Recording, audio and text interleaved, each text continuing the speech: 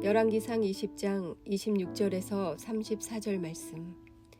해가 바뀌니 베나닷이 아람 사람을 소집하고 아벡으로 올라와서 이스라엘과 싸우려 하매 이스라엘 자손도 소집되어 군량을 받고 마주 나가서 그들 앞에 진영을 치니 이스라엘 자손은 두 무리의 적은 염소떼와 같고 아람 사람은 그 땅에 가득하였더라.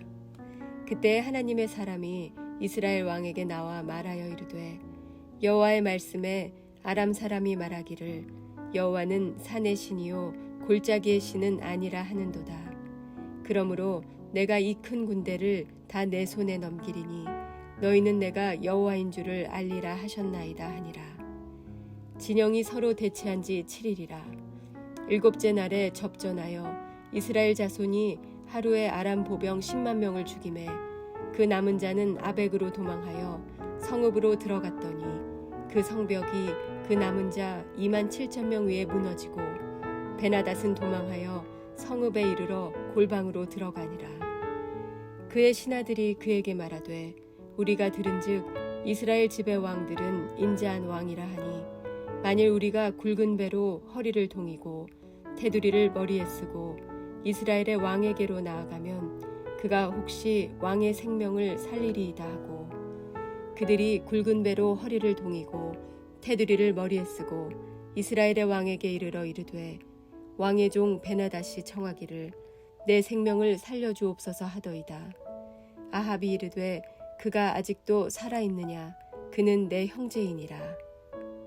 그 사람들이 좋은 징조로 여기고 그 말을 얼른 받아 대답하여 이르되 베나닷은 왕의 형제니이다. 왕이 이르되 너희는 가서 그를 인도하여 오라. 베나닷이 이에 왕에게 나아오니 왕이 그를 병거에 올린지라. 베나닷이 왕께 아뢰되 내 아버지께서 당신의 아버지에게서 빼앗은 모든 성읍을 내가 돌려보내리이다. 또 내 아버지께서 사마리아에서 만든 것 같이 당신도 다메섹에서 당신을 위하여 거리를 만드소서.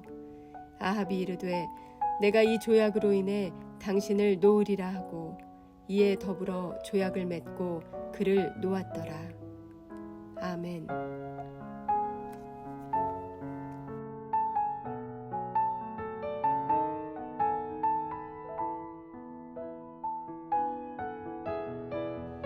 함께 기도하겠습니다. 하나님, 날마다 은혜로 살게 하여 주옵소서. 또 날마다 은혜로 살기 원합니다. 우리 삶의 모든 순간이 철저히 은혜 속에 거할 수 있도록 힘과 은혜를 더하여 주옵소서. 모든 말씀 예수님 이름으로 기도하였습니다. 아멘. 할렐루야. 우리 삶에 은혜를 주시고 그 은혜를 통하여 삶의 모든 자리 하나님을 누리고 또 하나님을 경험하며 살아갈 수 있도록 은혜를 허락하여 주신 우리 하나님의 이름을 높이 찬양합니다.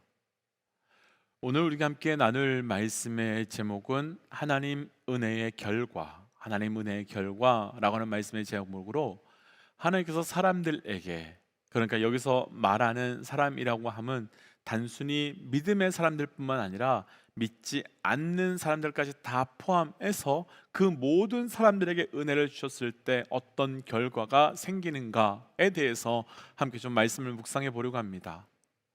먼저 오늘 말씀을 나누기 전에 우리가 분명하게 정리해야 될 것이 한 가지 있다면, 우리는 보통 은혜라고 하면 잘 되는 것 혹은 좋게 되는 것을 생각하지만 그럴 수도 있지만 그러지 않을 수도 있다라는 것입니다. 왜냐하면 은혜는 우리가 잘 되고 우리가 좋게 되기 위해서 우리에게 허락해 주시는 것이 아니라, 은혜는 철저히 하나님의 뜻이 우리 가운데 우리에게 이루어지도록 하나님께서 우리 가운데 역사하시는 하나님의 섭리의 방법이기 때문입니다. 오늘 말씀을 함께 묵상하면서 우리 삶에 하나님의 은혜가 어떻게 이루어져 가는지, 그리고 그 결과가 무엇인지를 함께 묵상하면서 그를 통해 우리의 삶에 주신 은혜를 통해 온전한 하나님의 은혜가 계속되어 가는 은혜가 다시 한번 우리에게 나타나시기를 주의 이름으로 축복하며 도전합니다. 하나님의 은혜의 결과 첫 번째는요, 먼저 28절 말씀 한번 좀 읽어보겠습니다. 28절입니다. 그때에 하나님의 사람이 이스라엘 왕에게 나와 말하여 이르되 여호와의 말씀에 아람 사람이 말하기를 여호와는 산의 신이요 골짜기의 신은 아니라 하는도다. 그러므로 내가 이 큰 군대를 다 내 손에 넘기리니 너희는 내가 여호와인 줄을 알리라 하셨나이다 하니라. 아멘. 오늘 말씀의 시작인 26절은요, 해가 바뀌니라고 하는 말씀의 제목으로 시작됩니다. 이렇게 시작되는 이유가 있습니다. 우리가 계속해서 나누고 있는 열왕기상 20장에서요, 아람 왕 벤하닷은요 아합을 2번이나 침략하는데요, 첫 번째 침략은 어제 우리가 나누었던 말씀으로, 어제 말씀에서는 하나님 말씀대로 아합이 고관의 청년들을 뽑아서 전쟁에 보냈는데 하나님의 은혜로 승리했었습니다. 여기서 고관의 자녀들, 그러니까 쉽게 표현하면요, 높은 자리에 있는 사람들의 자녀들 300명이 나아가서 싸웠는데 왜 그 전쟁에서 이긴 것이 승리냐라고 할 수 있을 것입니다. 어제 말씀 앞부분을 보시면요, 아람 왕 벤하닷이 혼자 온 것이 아니었습니다. 32명의 다른 왕들과 함께 왔는데 높은 자리의 자녀들, 그러니까 평소에 군사훈련이나 전쟁에 나간 자들이 아니라 그런 경험, 그런 능력 하나도 없는 사람들이 나아가서 수만 명과 나와서 싸웠으니 하나님의 은혜가 아니면 불가능한 일이지요. 그런데 그 전쟁에서 패한 아람 왕 벤하닷은 1년 만에 다시 절치부심해서 또다시 쳐들어오게 된 것입니다.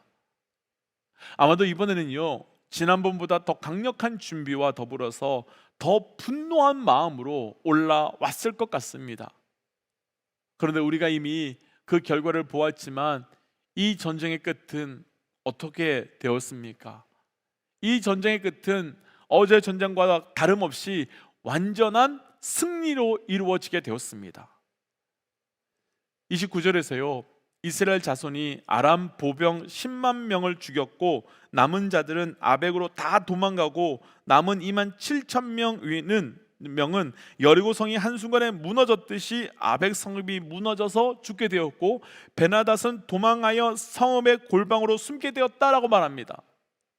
분명 1년 전보다요 더 준비하고 더 강한 무기와 군사들과 함께 올라왔을 텐데 여지없이 아람 왕은 패배하게 되었습니다. 그렇다면 하나님께서는 왜 아합 왕에게, 그것도 죄인인 아합 왕에게 이런 은혜를 베푸셔서 이 전쟁에서요 아합이 이기도록 도우셨겠습니까?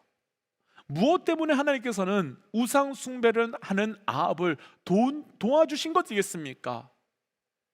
그 답이요, 우리가 조금 전에 읽었던 28절 말씀에 있는데요, 하나님의 사람은 하나님께서 이 전쟁에게 이기게 하시는 이유, 이 전쟁에서 승리케 하시는 이유가 아합이 아람 왕과 다른 거룩한 삶을 살았거나 혹은 아합 왕이 아합 왕을 향한 하나님의 절대적인 어떤 그 사랑이 있으셨기 때문이 아니라, 28절을 다시 한번 보시면 내가 여호와인 줄을 알도록 하기 위함이다 라고 분명히 말씀하고 계십니다. 그러면 사실은 말씀이 어제 말씀에서 아람 군대와 이스라엘 전쟁 가운데 나온 말씀, 하나님은 산의 신도 골짜기의 신도 아닌 모든 것을 통치하고 다스리시는 여호와인 줄을 알도록 하기 위함이고 그것을 증거하도록 하시기 위함이다라고 말하고 있습니다. 그럼 먼저 오늘 말씀에서 나누고 싶은 첫 번째 결론은 아주 분명해집니다. 하나님의 은혜의 결과는 무엇이겠습니까? 하나님의 은혜의 결과는 하나님이 하나님의 되심이 나타나는 것, 하나님이 하나님 되심이 증거되는 것, 바로 그것이 은혜의 결론입니다. 그러니까 은혜를 받았을 때 그 은혜로 인하여 내가 나타나는 것이 아니라, 내가 증거되는 것이 아니라 그 은혜를 주신 하나님이 증거되고 하나님이 나타나야 되는 겁니다. 먼저 도전하기는 우리 모든 믿음의 동역자들의 삶에 하나님 주신 은혜의 자리마다 하나님의 하나님 되심이, 그리고 하나님의 영광이, 아니 오직 그것만이 증거되어 가시는 은혜가 있기를 주의 이름으로 축복하며 도전합니다. 오늘 말씀에서는 하나님께서 은혜를 주신 은혜의 결과가 어떠한지, 그러니까 하나님 되심과 하나님의 영광이 어떻게 나타나는가를 보여주는 장면이 오늘 말씀에 등장하는데요. 31절을 한번 보고 말씀을 좀 묵상해 보지요. 31절 말씀 함께 천천히 함께 읽어보겠습니다. 시작. 그의 신하들이 그에게 말하되 우리가 들은즉 이스라엘의 집의 왕들은 인자한 왕이라 하니 만일 우리가 굵은 배로 허리를 동이고 테두리를 머리에 쓰고 이스라엘 왕에로 나아가면 그가 혹시 왕의 생명을 살리리이다 하고. 아멘.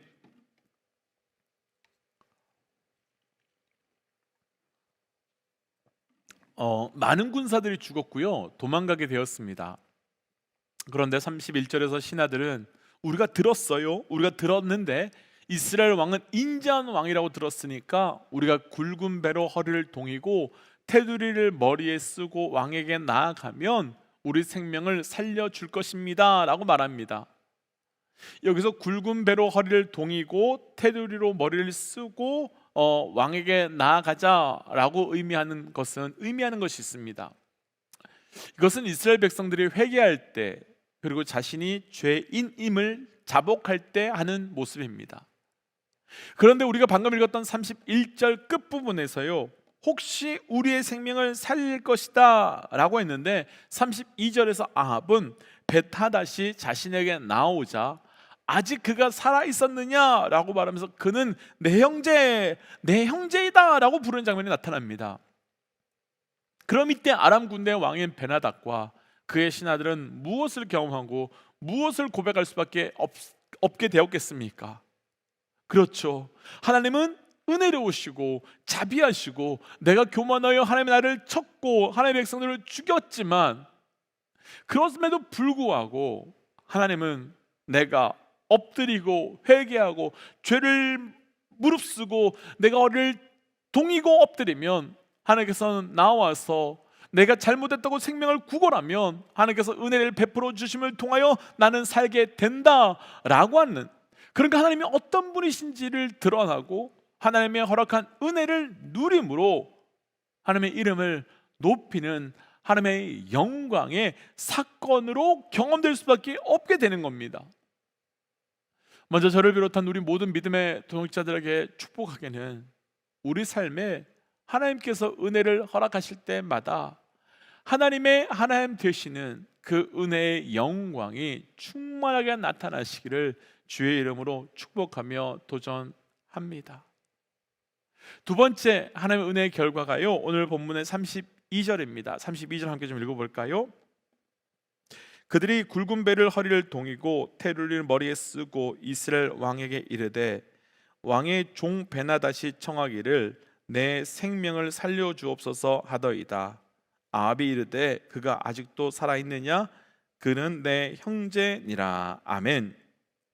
아합은 하나님께서 은혜를 주셔서 결코 이길 수 없는 아람 왕과 그 군대를 두 번이나 이기게 되었습니다. 사실 말이 안 되는 승리입니다. 상상도 할 수 없는 승리입니다. 그런데 아합은 하나님의 은혜로 엄청난 말도 안 되는 승리를 했습니다. 그렇다면 만약 이때 우리가 아합 왕이라면 이 다음에 어떻게 하시겠습니까? 분명 질 수밖에 없는 전쟁을 했고 질 수밖에 없는 전쟁에서 승리했다면 그 전쟁이 끝나자마자 가장 먼저 무엇을 하시겠습니까? 아마도 대부분의 믿음의 동역자들께서는 하나님께 예배의 자리 혹은 하나님께 감사의 자리로 나아갈 것이다 라고 대답하실 것 같습니다. 하지만 지금 아합은 어떻게 하고 있는지요? 방금 읽었던 32절에서 아람왕 벳하닷을 내 형제다 라고 부릅니다. 그리고 33절에서는 벳하닷을 왕의 자리에 다시 앉게 합니다. 아합 왕은 하나님의 은혜를 증거하고 하나님의 은혜를 흘려 보낼 수 있는 그 자리를, 하나님의 은혜가 아니라 내가 얼마나 은혜로운 사람인지, 내가 얼마나 은혜가 가득한 사람인지, 하나님의 은혜를 증거하는 자리가 아니라 내 은혜가 얼마나 너에게 크게 흘러가고 있는지를 증명하려고 하고 있습니다. 그래서 아합 왕은 벳하닷을 형제여라고 부르면서 그를 왕의 자리에 다시 앉게 합니다. 그 과정에서, 그리고 이 장면에서 아합 왕은 그 어디에서도 자신이 받은 하나님의 은혜를, 그리고 이 전쟁을 통해서 아람 왕을 비롯한 그 신하들에게 흘려보낼 수 있는 하나님의 은혜를 흘려보내지 않고 있습니다. 그리고 오히려 마치 이 모든 것이 내가 한 것처럼, 그리고 마치 내가 인자한 것처럼, 마치 나의 은혜가 큰 것처럼 행동하고 있습니다. 그래서 분명히 구분하고 싶은 것 한 가지가 있습니다. 은혜는요, 은혜에 합당한 자에게는 그 은혜가 그를 살리고 그를 돌이키지만, 은혜에 합당하지 않은 자에게 은혜는 그가 어떤 자인지, 그가 어떤 인생인지 그 실체를 드러내버리는 것이 바로 은혜, 그 은혜의 결과라고 하는 것입니다. 아주 간단하게 예를 들어보면요, 태양, 빛을 한번 생각해 보십니다. 봄날이 되면요, 농사를 짓는데 그 농사를 짓고 있는 데 있어서 반드시 필요한 게 햇살입니다. 봄 햇살. 그래야 땅 속에 심겨 그 물을 먹었던 씨앗들이 발화를 하고 열매를 맺을 수 있게 되기 때문입니다. 그런데 동일하게 봄날의 햇살이 비침으로 겨울 동안 얼었던 눈과 얼음을 녹게 하고요, 사라지게 하면서 하얗게 아름답게 보였던 온 땅의 눈들이 녹으면서 그 밑에 지저분하게 있었던 모든 것들이 다 드러나게 하기도 하고, 또 한편으로는 눈 아래 숨어있던 모든 것들이 다 들추어지게 됩니다. 하나님의 은혜가 그렇습니다. 때로는요, 그 은혜가 나를 살리고요, 나를 새롭게 하고 나를 열매 맺게 함으로 나를 살아가게 합니다. 그런데 때로는요, 그 은혜가요, 내가 어떤 자인지 감추었던 모든 것을 다 드러내고 숨겼던 모든 것을 다 끄집어 내어서 거기서 나의 실체를 완전히 드러나게 하는 것이 그 은혜의 또 다른 결과입니다. 그래서 우리 삶 가운데 은혜의 결과는 완전히 다른 것이지요. 오늘 말씀에서 안타까운 것은요, 아합은 은혜의 사건 앞에 자신이 다 드러났음에도 불구하고 하나님 앞에 엎드리지 않았습니다. 사랑하는 믿음의 육체 여러분, 우리 잘 분별해야 됩니다. 은혜는요, 무조건 좋은 것, 잘 되는 것이 아니라 우리 삶에 하나님이 드러나는 것이며, 동시에 그 은혜를 통해 내가 어떤 자인지를 고백하게 되는 것이고, 그로 인하여 하나님께 엎드리게 되는 것이 은혜입니다. 축복하기는 우리에게 그런 은혜가 가득히 넘쳐나시기를 주의 이름으로 축복합니다. 그래서 이 시간 주신 말씀을 기억하며 이렇게 기도하고 싶습니다. 하나님, 오직 주의 은혜로만 살게 하여 주옵소서. 그래서 그 은혜로 하나님의 하나님 되심이, 그리고 우리가 어떤 존재인지를 온전히 고백하는 자 되게 하여 주옵소서라고 함께 기도하겠습니다. 기도할까요? 하나님, 오늘 주신 말씀을 붙들고 기도하며 나아갑니다. 아버지요, 오늘 주신 말씀 앞에 그 은혜가 아버지 앞에 우리가 어떻게 고백되어 하는지 온전히 알게 하여 주옵소서. 하나님, 그 은혜로 인하여 내가 하나님 앞에 온전히 살아가는 자 되게 하여 주시고, 그 은혜로 인하여 내가 하나님 앞에 온전히 반응케 하여 주옵소서. 하나님, 오늘 주신 말씀을 놓고 기도합니다. 하나님, 우리에게 주셨던 그 은혜가 얼마나 귀하고 얼마나 놀라운 것인지를 분별하는 자 되어가기를 원합니다. 하나님, 그러나 그 은혜로 인하여 우리가 무조건 좋은 곳, 넓은 곳만 기대하는 것이 아니라 그 은혜로 인하여 주께 돌이키며 다시 나아가는 은혜가 우리에게 시작되게 하여 주옵소서. 이 모든 말씀 예수님 이름으로 기도하였습니다. 아멘. 사랑하는 믿음의 육체 여러분, 하나님께서 우리에게 은혜를 주신 이유, 우리에게 은혜 주신 결과가 무엇인지를 잘 분별함으로 온전한 은혜의 사람으로 살아가시기를 주의 이름으로 축복합니다.